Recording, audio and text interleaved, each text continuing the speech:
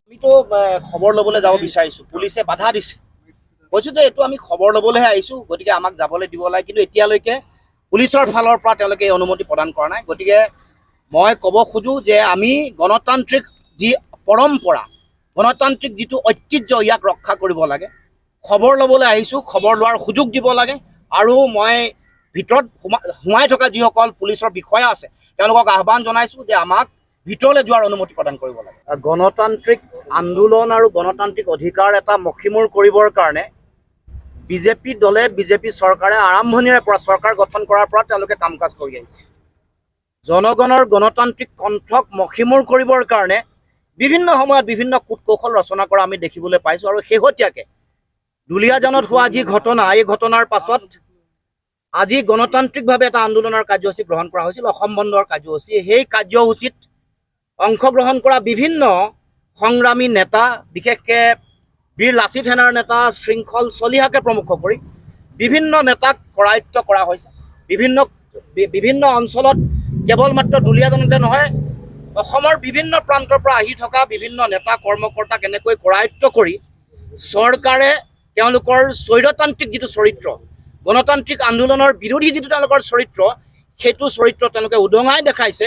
আমি স্পষ্টকৈ আমি চৰকাৰক ক'ব খোজোঁ যে তেওঁলোকৰ অগণতান্ত্ৰিক ফেচিষ্ট স্বৈৰতান্ত্ৰিক যি মানসিকতা আছে, এইটো বন্ধ হ'ব লাগিব। আৰু অতি সোনকালে আমি শৃংখল চলিহাক আমি মুকলি কৰি দিবৰ কাৰণে আহ্বান জনাইছোঁ। তাৰ লগে লগে শৃংখল চলিহাৰ উপৰিও যিসকল আমাৰ যিসকল কৰ্মকৰ্তা, যিসকল নেতা, যিসকলক ইতিমধ্যে কৰায়ত্ব কৰিছে, সকলোকে মুকলি কৰি দিবৰ কাৰণে আমি দাবী উত্থাপন কৰিছোঁ।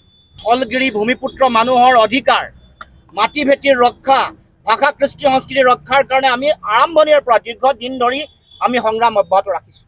আৰু সেইকাৰণে অসম চুক্তিৰ 6 নম্বৰ দফাৰ আধাৰত আমি যি প্ৰতিবেদন প্ৰস্তুত কৰিছিলোঁ, সেই প্ৰতিবেদনত ৰাজনৈতিক অধিকাৰ সুৰক্ষিত কৰা, মাটি ভেটি ৰক্ষা কৰা, সম্পদৰ ওপৰত অধিকাৰ ৰক্ষা কৰা, থলুৱা ব্যৱসায় বাণিজ্য সকলো ৰক্ষা কৰাৰ কাৰণে সুৰক্ষিত ভৱিষ্যতৰ কাৰণে তাত বিধি আছে।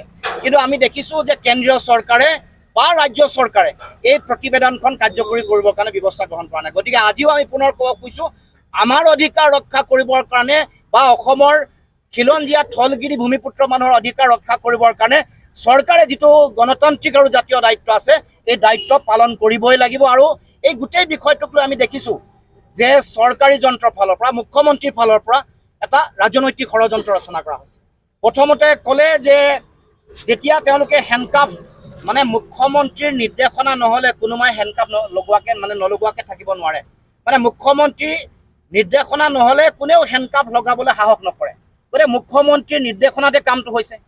হোৱাৰ পাছত যেতিয়া দেখিলে যে জনগণৰ আৱেগ বা জনগণৰ যিটো আইন সিদ্ধ যিটো কথা, ৰাইজে ক'লে যে এইটো আইন সিদ্ধ কথা হোৱা নাই, উচ্চতম ন্যায়ালয়ৰ নিৰ্দেশনা উলংঘন কৰা হৈছে, মানৱ অধিকাৰ উলংঘন কৰা হৈছে। উচ্চতম ন্যায়ালয়ে যিবোৰ বিধি আছে সেইমতে হেণ্ডকাফ লগোৱা হোৱা, মানে এই হেণ্ডকাফ লোৱাটো বিধিপূৰ্ণ হোৱা নাই। গতিকে এনেকুৱা ধৰণৰ প্ৰতিবাদ হোৱাৰ পাছত মুখ্যমন্ত্ৰীয়ে নিজৰ ষ্টেণ্ডটো সলালে, নিজৰ স্থিতি সলনি কৰিলে। তাৰপিছত তেওঁ আকৌ পিছদিনাখন এটা বেলেগ স্থিতি, তেওঁ কৈছে যে 309 ধাৰা থকাৰ কাৰণে, হত্যাৰ অভিযোগৰ কাৰণে এই কথাটো আহিলে। কিন্তু পিছত FIR দেখা গ'ল যে যিগৰাকী ব্যক্তিৰ নাম আহিছে, শংকৰজ্যোতি বৰা, তেওঁলোকৰ নাম নাই। তেওঁলোকৰ নামত তেনেকুৱা ধৰণৰ কোনো ধৰণৰ মানে FIR দিয়া নাই বা 309 এই ধাৰাটো ইয়াত সংলগ্ন হৈ থকা নাই। এই গোটেই কথা বতৰাবোৰৰ মাজত এটা আমি ৰাজনৈতিক ষড়যন্ত্ৰৰ গুণ পাইছোঁ। আৰু কোনোবা ইয়াৰ পৰা এই গোটেই ঘটনাটোক লৈ ৰাজনৈতিক মুনাফা আদায় কৰিবৰ কাৰণে এফালে মানুহৰ মাজত বিভাজন, মানুহৰ মাজত সংকীৰ্ণতা সৃষ্টি কৰা, আনফালে চৰকাৰে আকৌ খিলঞ্জীয়া মানুহক তেওঁলোকৰ অধিকাৰো তেওঁলোকে নিশ্চিত নকৰে। গতিকে এই দুফালে তেওঁলোকৰ লাভ হোৱাৰ খেলটো চৰকাৰে বা মুখ্যমন্ত্ৰীয়ে খেলিব খুজিছে। গতিকে আমি এই গোটেই কথা বতৰাবোৰ অসমৰ ৰাইজে যাতে নিৰ্মূলভাৱে বিশ্লেষণ কৰে আৰু আমাৰ নিজৰ সুৰক্ষিত ভৱিষ্যতৰ কাৰণে, আমাৰ অধিকাৰ সুৰক্ষিত কৰিবৰ কাৰণে যাতে আমি সকলোৱে আহি থাকিব লগা দিনসমূহত দৃঢ়স্থিতি গ্ৰহণ কৰোঁ। আৰু আমি প্ৰশাসন যন্ত্ৰকো আমি ক'ব খোজোঁ যে আইন হাতত তুলি ল'বলৈ চেষ্টা নকৰিব।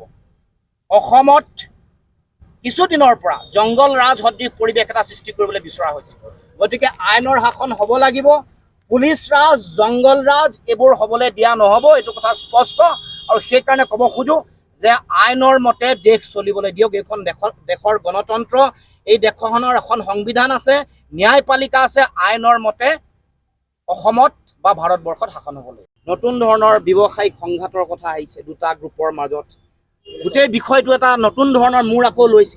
গতিকে এই গোটেই কথা বতৰাবোৰ গোটেই তন্নকে পৰীক্ষা নিৰীক্ষা নকৰাকৈ এটা সুপৰিকল্পিত এটা ৰাজনৈতিক ষড়যন্ত্ৰ, এটা ৰাজনৈতিকভাৱে মুনাফা লোৱাৰ এটা ষড়যন্ত্ৰত লিপ্ত হোৱাৰ আমি এটা উমান পাইছোঁ বা আইডিয়া পাইছোঁ।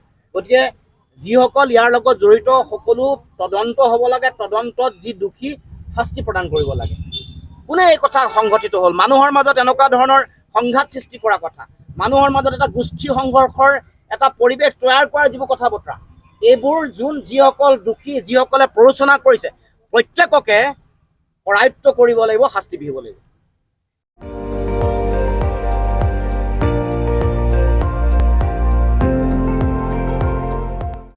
আপুনি চাই আছে ND24, সৰ্বশ্ৰেষ্ঠ নহয়, সৰ্বোত্তমৰ দৌৰত।